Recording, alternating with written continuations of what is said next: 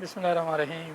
अल्लाहुम्मा सल्लि अला सय्यिदिना मुहम्मदिन नबील उम्मी व अला आलिहि व सहबिहि व बारिक वसल्लम। Here sir Abdul Majeed Qalandari. So आज हमारा फिफ्थ लेक्चर है यूएस हिस्ट्री का, जिसमें पढ़ेंगे what are the major characteristics of US constitutions, कि यूएस का कॉन्स्टिट्यूशन है क्या, उसमें कितने आर्टिकल्स हैं, कब फाइनल हुआ था, और फर्स्ट ऑफ ऑल जो 13 स्टेट्स थी, कितने आउट ऑफ 13 में से कितने उसको रिकगनाइज़ किया था, फिर अब तक उसमें कितनी अमेंडमेंट हो चुकी हैं। तो यूएस हिस्ट्री का जो सब्जेक्ट है इजी भी है और आप मस्ट आप करें, क्योंकि इंटरनेशनल लेवल पे जो यूएस का रोल है वो भी लाडेबल है, समझो लाडेबल है ना, इस्तेमाल होता रहता है इंटरनेशनल लेवल पे, इसका बड़ा रोल है। जिधर जाओगा ये आपको पढ़नी पड़ेगी।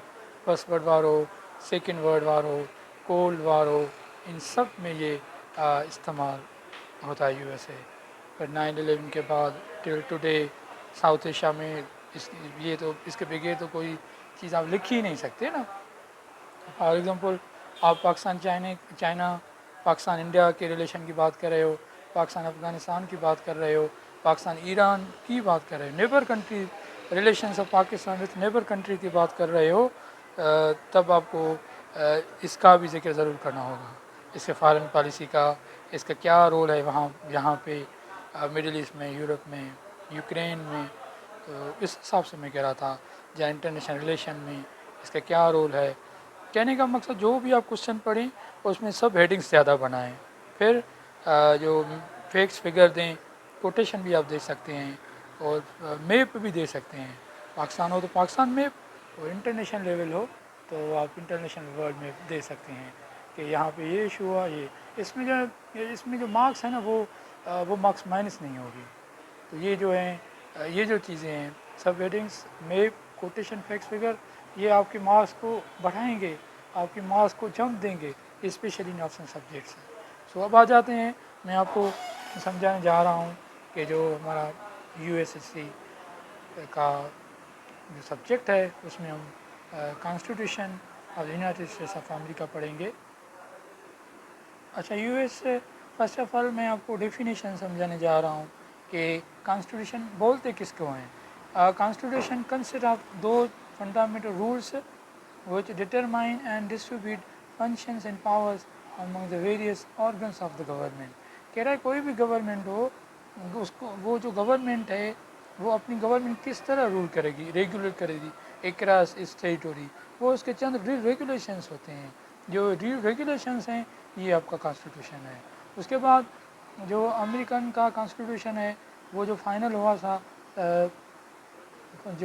हुआ था ये 1781 में हुआ था, ठीक है। उसके बाद United States constitution written in में जो लिखा गया था ओवरऑल वो 1787 में लिखा गया था, और जो इसका जो बेस है वो 1781 में रखा गया। फिर इसके अलावा जो ओवरऑल रेटिफिकेशन है कॉन्स्टिट्यूशन यूएसए वो 1789 में है। उसके बाद इसमें 7 आर्टिकल्स हैं, 27 अमेंडमेंट्स हैं।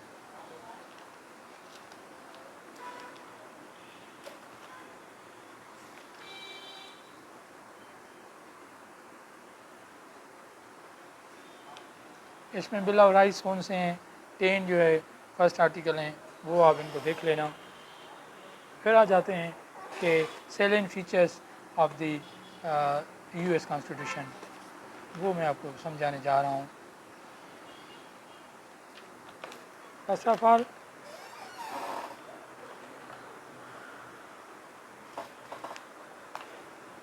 इसमें जो salient features of the American constitution, first of all इसमें चेक एंड बैलेंस है। चेक एंड बैलेंस का क्या मकसद है कि स्टेट होता है उसके 2-3 जो हैं 4 जो ऑर्गन्स हैं, एग्जीक्यूटिव, लेजिस्लेटिव और जुडिशरी हो तो आपका मीडिया जहाँ प्रेस, सही है, ये हो गया चेक एंड बैलेंस। फिर ये इनके दरमियान जो एक डोमेन है, उन डोमेन में रह कर ये सारे अपने डोमेन रह कर अपना काम करते हैं, किसी को भी इंटरफेयर नहीं करते। फिर ब्रीफ एंड सिंपल, बिल्कुल ब्रीफ है यूएस कॉन्स्टिट्यूशन, 6000 वर्ड, 6000 वर्ड का है, اور 1200 پیجز ہے اس پہ. ریٹن کانسٹیٹیوشن ہے, اس کے ڈیول سٹیزنشپ ہو, ایک امریکن ہو, آپ کہیں اور جو مملک ہے اس کی بھی سٹیزنشپ آپ رکھ سکتے ہیں. سیکولر اسٹیٹ ہے, اس کے سپرمیسی آف یو ایس کانسٹیٹیوشنس ہے. پھر اسٹرانگ فیڈریشن, پھر بل آف رائٹس ہے. ریجڈ کانسٹیٹیوشن ہے. ریجڈ اس کا بولتے ہیں کہ اس میں جلدی جو ہے نا امینڈمنٹ نہیں آتی. پھر سپریشنس آف پاور, جو ایگزیکٹو ہو گیا, لیجسلیٹو ہو گیا, جوڈیشری ہو گیا, ان کے سب کے اپنے پاورس ہیں اور ان کے درمیان لمٹ ہے, لمیٹیشنس ہے, ڈومین ہے. بائی کیمرل ہو گیا. بائی کیمرل یہ ہے کانگریس ہو گیا جس کو اپر ہاؤس بولتے ہیں, سینیٹ ہو گیا جس کو ہم اسٹیٹ بولتے ہیں. کانگریس اپر ہاؤس ہو گیا, سینیٹ آپ کا لوور ہاؤس ہو گیا. اوور آل اس کو بولتے ہیں ہاؤس آف ریپرزنٹیٹیو, جس میں جو آپ کے ممبرس ہیں 538 ہیں. صحیح ہے, ٹوٹل 435 ہیں, اور جو اسٹیٹ ہیں اس کے 100 ممبر ہیں, ملا سلا کے 538 بنتے ہیں. انڈیپینڈنٹ جوڈیشری, جوڈیشری اس کی بالکل خود مختار ہے. یونیورسل سفریج, یہ جو ووٹ ہے 18 سال سے شروع ہے. یہ ڈیموکریٹک کنٹری ہے, اس میں 2 پارٹیز ہیں, ڈیموکریٹک اور ریپبلکن.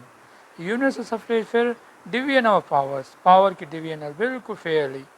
اسپائس سسٹمس, پھر پریزیڈینشیل فارم آف گورنمنٹ, یہاں پہ پریزیڈینشیل فارم آف گورنمنٹ ہے. اور ریپبلکن ہو گیا.